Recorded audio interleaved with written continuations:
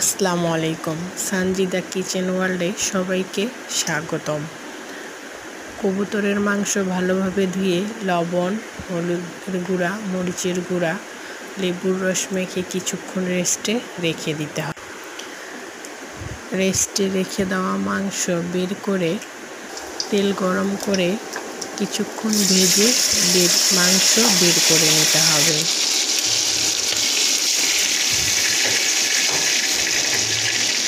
ওই তেলে পেঁয়াজ ভেজে তেজপাতা, গোটা গরম মশলা দিয়ে কিছুক্ষণ নেড়ে চেড়ে রসুন বাটা, আদা বাটা দিয়ে কিছুক্ষণ নেড়ে জিরা গুঁড়া, ধনিয়া গুঁড়া, গরম মশলা গুঁড়া দিয়ে কিছুক্ষণ নেড়ে চেড়ে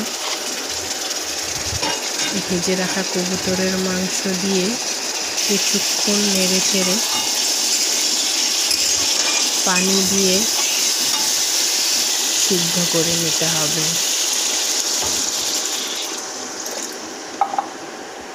সিদ্ধ হয়ে গেলে নেড়ে চেড়ে নামিয়ে নিতে হবে।